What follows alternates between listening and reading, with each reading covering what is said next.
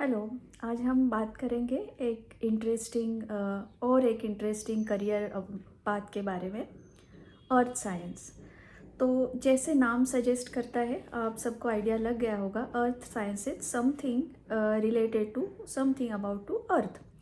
लेकिन हम में से बहुत से लोग ये नहीं जानते कि अर्थ साइंस में एग्जैक्टली क्या होता है, क्या पढ़ाया जाता है, क्या करियर अपॉर्चुनिटीज़ अवेलेबल है, हम आगे क्या क्या कर सकते हैं। तो इसका अंदाज़ा बहुत से लोगों को नहीं होता।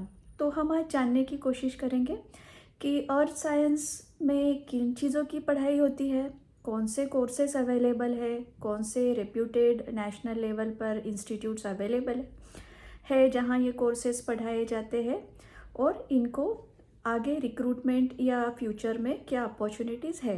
तो इन सारी बातों के बारे में हम जानने की कोशिश करते हैं। तो जैसे नाम सजेस्ट करता है, earth science is something related to earth. इसमें इस बात का अंदाज़ा तो हम सबको ही होता है कि अर्थ का formation 4.5 billions of year back, मतलब 450 करोड़ सालों पहले पृथ्वी कैसे बनी, उसका फॉर्मेशन कैसे हुआ, उसका इवोल्यूशन, वो कैसे इवॉल्व होती गई, उसका कंपोजिशन, क्या क्या कंपोनेंट्स है उसमें, इन सारे चीज़ों के बारे में पढ़ाई होती है। अमूमन इतना अंदाज़ तो हम सबको होता है कि अर्थ साइंस में ये सब कुछ होगा, तो ये होता ही है। लेकिन इसके साथ अर्थ साइंस में मिनरल्स के बारे में पढ़ाया जाता है, या स्टडी होती है मिनरल्स की, जो ह्यूमन लाइफ के लिए बहुत इम्पॉर्टेंट चीज़ है। कोबाल्ट से लेके गोल्ड कह लीजिए या रेडियो एक्टिव सब्सटेंस कह लीजिए। तो माइनिंग, क्योंकि अर्थ में ही सारी माइंस होती है, तो मिनरल की स्टडी अर्थ साइंस में होती है। देन एनर्जी रिसोर्सेज, जो सारे एनर्जी रिसोर्सेज है, कोल हो गया, पेट्रोल हो गया, पेट्रोल डिपॉजिट्स हो गए, देन नेचुरल गैस हो गए। तो ये सारे जो एनर्जी रिसोर्सेज है, उनकी पढ़ाई भी अर्थ साइंस के अंडर ही आती है। देन एनवायरनमेंट, ये हम जानते हैं, एनवायरनमेंट से रिलेटेड स्टडी, टेम्परेचर चेंजेस है, क्लाइमेट है, वेदर है, पोल्यूशन है। पोल्यूशन फिर वो एयर पोल्यूशन हो गया, वाटर पोल्यूशन हो गया, या लैंड पोल्यूशन हो गया। लैंड में भी पोल्यूशन, जो केमिकल्स छोड़े जाते हैं उससे होता है। तो इन सारे पोल्यूशन के बारे में पढ़ाई भी अर्थ साइंस के अंडर आती है।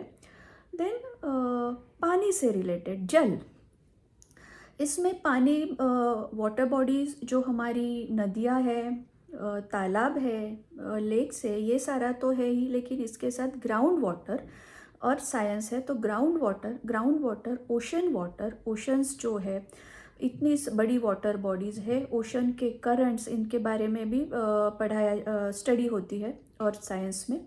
देन ओशन की जो ऊपर की सतह की लाइफ है, उसके बारे में पढ़ाई होती है। ओशन का पोल्यूशन, उसके बारे में पढ़ाई होती है। इसी के साथ आइस, पोलर रीजन में जो आइस है, समुंदर में, ओशंस में जो आइस है, माउंटेन्स पर जो आइस है, उनका टेम्परेचर चेंज की वजह से या उनके मेल्ट होने की वजह से उसका कंपोजिशन में या क्या इफ़ेक्ट्स आ रहे हैं, ये सारी पढ़ाई भी अर्थ साइंस के अंडर ही आती है। अर्थ साइंस में अलग अलग स्पेशलाइजेशन है, इसके बारे में भी पढ़ाई होती है। देन नेचुरल हज़ार्ड्स, जैसे अर्थक्वेक हो गया, वोल्केनोज हो गए, सुनामी हो गई, ये सारे इस टाइप के जो नेचुरल हज़ार्ड्स है, इसकी पढ़ाई भी अर्थ साइंस के ही अंडर आती है, ताकि इनको सही तरह से प्रेडिक्ट किया जाए, और जो नुकसान होता है इनकी वजह से लाइफ का भी और जान माल का, दूसरे चीज़ों का भी, उसको कम किया जा सके। तो इन सारी चीज़ों की पढ़ाई,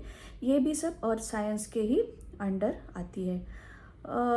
तो आपको देखिए, इसके सिवा लाइफ 4.5 करोड़ से 450 करोड़ सालों से 4.5 बिलियन ईयर से अर्थ हमारी बनी हुई है, और लाइफ करीबन 4 बिलियन ईयर से लाइफ का प्रेजेंस है।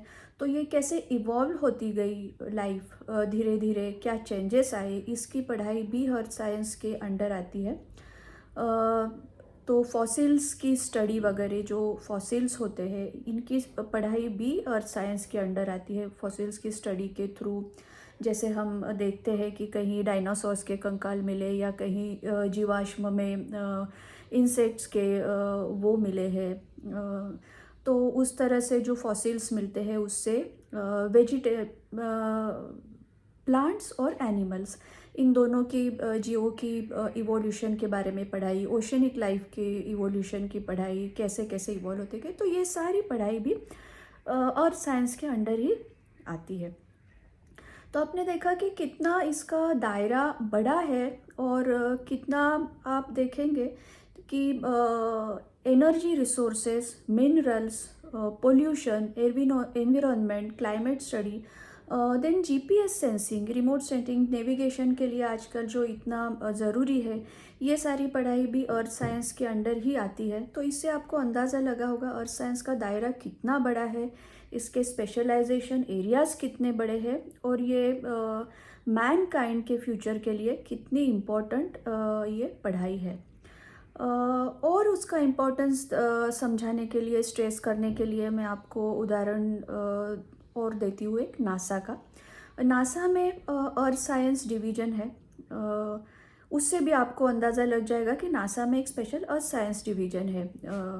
तो अर्थ साइंस डिवीज़न में क्या होता है, नासा के अलग अलग डेटा इकट्ठा किया जाता है नासा के इस डिवीज़न से ऑब्जर्वेशन के द्वारा। तो क्या डेटा कलेक्ट करते हैं, क्लाइमेट के बारे में है, लैंड कवर के बारे में है, कहाँ कैसी लैंड है, फॉरेस्ट कवर कहाँ है, मार्शी लैंड, ये सारा तो एग्रीकल्चर के लिए उपयोग में आता ही है, लेकिन थोड़ा युद्ध में स्पाइंग के एंगल से इस तरह से भी इसका वो आता है।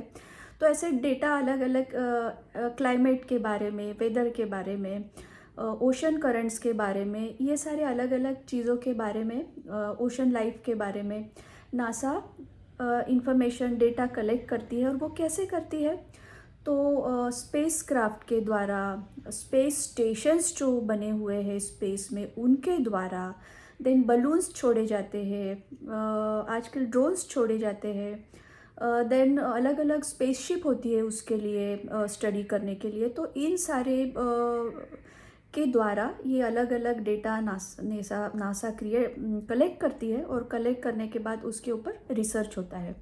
ना सिर्फ रिसर्च होता है, ये डेटा अलग अलग पार्टीज़ को नासा प्रोवाइड भी करती है। जैसे यूएस गवर्नमेंट हो गई, उनको जो इन्फॉर्मेशन की ज़रूरत है नासा प्रोवाइड करती है। इसके सिवा दूसरी कंट्रीज़ की जो गवर्नमेंट्स है उनको भी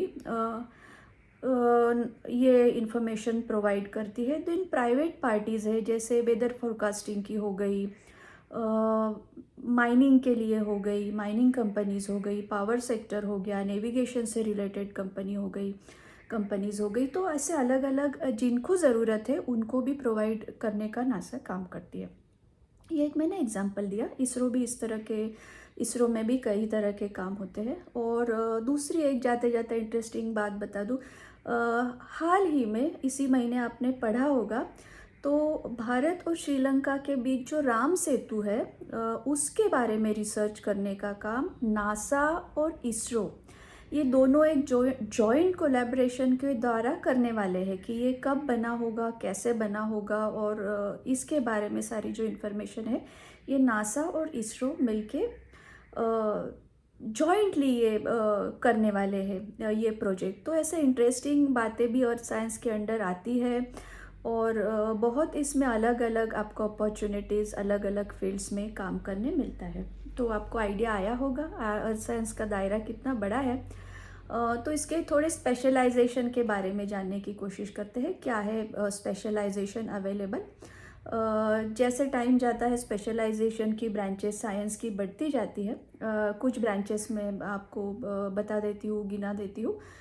जैसे हाइड्रोलॉजी हो गई, ओशनोलॉजी हो गई, जियो फिज़िक्स हो गया, जियो इन्फॉर्मेटिक्स हो गया, जो डेटा कलेक्ट करते हैं उससे रिलेटेड जियो इन्फॉर्मेटिक्स है, देन ओशनोलॉजी है, देन पैलियोंटोग्राफी है। पैलियोंटोग्राफी मतलब जो जीवाश्म की स्टडी करके, फॉसिल्स की स्टडी करके लाइफ के इवोल्यूशन के बारे में जो पढ़ाई की जाती है उसे पैलियोंटोलॉजी कहते हैं। ये एक ब्रांच है अर्थ साइंस की। पेट्रोलियम इंजीनियरिंग है, माइनिंग इंजीनियरिंग है, बहुत ही इम्पोर्टेंट ब्रांचेस है ये अर्थ साइंस की। देन सिस्मोलॉजी है। सिस्मोलॉजी में अर्थक्वेक्स के बारे में जनरली पढ़ा जाता है मोस्ट इम्पॉर्टेंटली। तो टेक्टोनिक प्लेट्स की जो मूवमेंट है उससे क्या डिफरेंस और उसके इफ़ेक्ट से क्या होता है, ताकि प्रेडिक्ट किया जा सके अर्थक्वेक्स और इन नेचुरल हैज़ार्ड्स के बारे में, तो इसे सिस्मोलॉजी कहते हैं। देन लैंड सर्वे है, जो एक ज़रूरी बहुत अर्थ साइंस से रिलेटेड है, जिसे प्लानिंग में अर्बन प्लानिंग है, रूरल प्लानिंग है, और भी बहुत सारे चीज़ों में लैंड प्लान सर्वे को किया जाता है यूज़। रिमोट सेंसिंग को यूज़ किया जाता है नेविगेशन में, और स्पाइंग है, बहुत सारी अलग अलग चीज़ें हैं।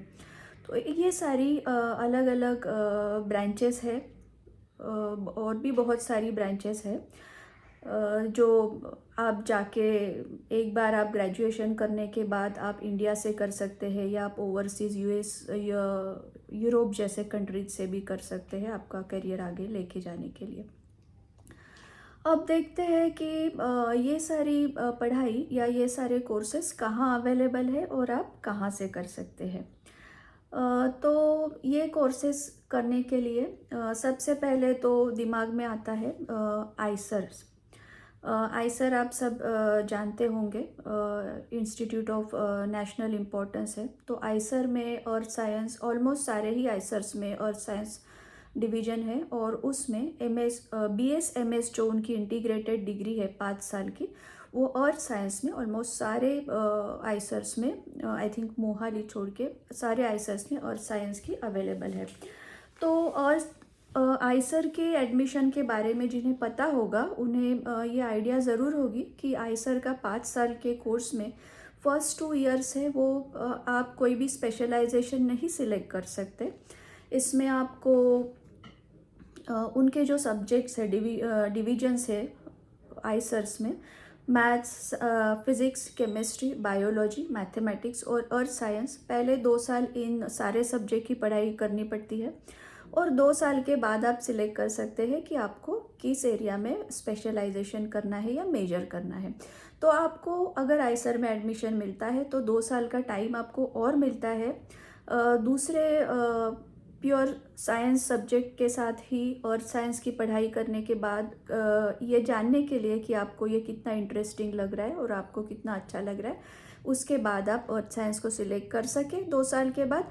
और अगर आपको कोई दूसरा एरिया मैथमेटिक्स अच्छा लगता है, बायोलॉजी अच्छा लगता है, तो आप उसमें BSMS आगे आपका मेजर कर सकते हैं। इसके सिवा बहुत सारे IITs में भी geology department, earth science department, earth science को पहले जियोलॉजी ही डिपार्टमेंट होता था, जिसका नामकरण अभी बहुत सारी जगह पर अर्थ एक ब्रॉडर पर्सपेक्टिव में अर्थ साइंस कर दिया है, जो पहले जियोलॉजी होता था। तो बहुत सारे IITs में भी earth science related courses available है। IIT कानपुर में JEE एडवांस के स्कोर के बेसिस पर BSMS जैसे आइसर में अवेलेबल है, वैसे अवेलेबल है। उसके सिवा MTech भी अवेलेबल है। देन IIT मुंबई की अगर बात करूँ तो IIT मुंबई में MSc अवेलेबल है जियो फिज़िक्स और जियो साइंस में, और पेट्रोलियम जियो साइंस में MTech अवेलेबल है मुंबई IIT में। देन IIT खड़गपुर में भी MSc और MTech दोनों अवेलेबल है। अब यहाँ MTech की अगर हम बात करें, MSc तो आपने अगर BSc किया है जियोलॉजी या ज्योग्राफी या किसी भी साइंस सब्जेक्ट में, आप इंस्टीट्यूट के एलिजिबिलिटी क्राइटेरिया देख सकते हैं। हर एक के थोड़े बहुत अलग होते हैं, लेकिन इन जनरल आपने ज्योग्राफी या जियो साइंस में अगर BSc किया है तो उसके बाद आप IITs में MSc के लिए अप्लाई कर सकते हैं, या कहीं जगह पर आपने BSc के कोई भी सब्जेक्ट लेकर भी अगर BSc की है तो भी आप एलिजिबल है MSc के लिए एंट्रेंस एग्ज़ाम देने के बाद। MTech के लिए IITs में एलिजिबिलिटी के लिए आपको 4 इयर्स की डिग्री होना ज़रूरी है। मतलब या तो आपने BE BTech इंजीनियरिंग किया हुआ ज़रूरी है, या अगर आपने BSc किया है तो आपको उसके बाद MSc भी करना ज़रूरी है। उसके बाद आप एंट्रेंस टेस्ट जो जैम वगैरह है वो देने के बाद आप IITs के MTech के लिए भी जियो साइंस में जा सकते हैं। देन IIT धनबाद ये एक इम्पॉर्टेंट इंस्टीट्यूट है और साइंस से रिलेटेड। जिसमें माइनिंग और पेट्रोलियम इंजीनियरिंग से रिलेटेड काफ़ी अच्छे बीटेक कोर्सेस है जेई एडवांस के बेसिस पे। देन वहाँ पर इंटीग्रेटेड एमटेक भी अवेलेबल है जियो फिज़िक्स में और साइंस में। तो ऐसे आप अगर अलग अलग आईआईटीज़ देखेंगे इन जनरल सभी में आई थिंक दिल्ली आईआईटी को छोड़ के काफ़ी सारे आईआईटीज़ में earth science related subjects available है जहाँ एमएससी और एमटेक अवेलेबल है। तो आप माइनिंग पेट्रोलियम इंजीनियरिंग में बीटेक भी अवेलेबल है, तो आप उन्हें देख सकते हैं। मैं डिस्क्रिप्शन बॉक्स में मैंने कुछ की लिंक्स भी शेयर की है, तो आप वहाँ जाके देख सकते हैं। देन दूसरी एक इम्पॉर्टेंट इंस्टीट्यूट है IIRS, Indian institute of remote sensing. ये जो इसरो जिस डॉस के अंडर हमने पीछे भी देखा था, डॉस यानी department of space, Indian government की जो ये डिपार्टमेंट है, डॉस के under IIRS Indian institute of remote sensing आती है। और यहाँ सिर्फ पीजी कोर्सेस ही होते हैं। तो यहाँ जियो साइंस से रिलेटेड ही मोस्टली सारे कोर्सेस है। तो जियो इन्फॉर्मेटिक्स है, रिमोट सेंसिंग है, देन एग्रीकल्चर से रिलेटेड भी जैसे लैंड कंपोजिशन, ये ज़रूरी है जानना एग्रीकल्चर के लिए, नेचुरल हैज़ार्ड्स, वाटर रिसोर्सेज। तो ऐसे इससे रिलेटेड भी बहुत सारे PG diploma courses, certificate courses और एमएससी एमटेक कोर्सेज अवेलेबल है IIRS में, Indian institute of remote sensing में। तो वो भी आप देख सकते हैं जियो साइंस के लिए। आपको मैंने जो इतने इम्पोर्टेंट इंस्टीट्यूट बताई उससे ही आपको अंदाज़ा आया होगा कि ये कितना इम्पोर्टेंट इसे गवर्नमेंट भी मानती है, या ये कितना इम्पोर्टेंट आगे चलकर फ्यूचर के लिए ब्रांच है, और कितनी अलग अलग ब्रांचेस है और कितनी अलग अलग तरीके से इसमें काम किया जा सकता है। तो कहाँ पर काम कर सकते हैं आप? हम कुछ रिक्रूटर्स, इंडिया के टॉप मोस्ट रिक्रूटर्स देखते हैं जो अर्थ साइंस के ग्रेजुएट्स को या स्पेशलाइज्ड पर्सन्स को रिक्रूट करते हैं। सबसे इम्पोर्टेंट इसमें आता है इसरो, DRDO है, देन मेटेरोलॉजिकल डिपार्टमेंट है, जियोलॉजिकल सर्वे ऑफ इंडिया है, देन IOC है, देन आप प्राइवेट सेक्टर में अगर देखें तो रिलायंस पेट्रोलियम जैसे है, देन अडानी है, पावर सेक्टर है, वेदर फोरकास्टिंग एजेंसीज है, नेविगेशन है, टेलीकम्युनिकेशन है, एग्रीकल्चर सेक्टर है। तो इन सब जगह पर और बहुत सी जगह पर आप प्राइवेट सेक्टर में भी अर्थ साइंस रिलेटेड जॉब्स और अच्छी डिमांड है उन्हें। इसके बाद आप अगर इन सारे IITs वगैरह आपको लगता है कि आउट ऑफ रिच है, तो प्राइवेट इंस्टीट्यूट्स भी है जहाँ ये ब्रांचेस अवेलेबल है। बिट्स में है, आई थिंक बिट्स रांची में है, बिट्स में है, GD गोयंका में है, SRM में है। ऐसे बहुत सारी प्राइवेट इंस्टीट्यूट में भी जियोलॉजी से रिलेटेड कोर्सेस अवेलेबल है। आप स्पेशलाइजेशन IITs या दूसरी ओवरसीज इंस्टीट्यूट से कर सकते हैं। PhD भी अवेलेबल है, और आप डबल ग्रेजुएशन PhD के बाद एकेडमिक्स से एक बहुत अच्छा आपके लिए ओपन हो जाता है। जियो साइंस से रिलेटेड एकेडमिक्स में भी आप जा सकते हैं, जो बहुत अच्छा फील्ड है। तो ऐसे इसमें अपॉर्चुनिटीज़ की कोई कमी नहीं है। आर्कियोलॉजिकल सर्वे ऑफ इंडिया में जा सकते हैं। तो बहुत सारे ऐसे जगह है जहाँ इन ग्रेजुएट्स की या स्पेशलाइजेशन के बाद ज़रूरत होती है, डिमांड होती है। तो जानने की कोशिश करिए। डिस्क्रिप्शन बॉक्स में लिंक शेयर की है, आप और भी आपकी तरफ से जानकारी हासिल कीजिए। मैंने बेसिक आइडिया आपको दे दिया है व्हाट इज़ अर्थ साइंस, और उससे आप आपका कैरियर एक बेहतरीन लेवल पर लेके जा सकते हैं। तो आई होप कि आज के वीडियो में आपको इंटरेस्टिंग बातें जानने मिली होगी और वो हेल्पफुल रही होंगी। तो वीडियो अगर अच्छा लगा होगा तो लाइक कीजिए, शेयर कीजिए, सब्सक्राइब कीजिए, और कमेंट्स भी ज़रूर कीजिए ताकि मुझे आपको क्या लगता है उसके बारे में भी पता चले। Thank you so much.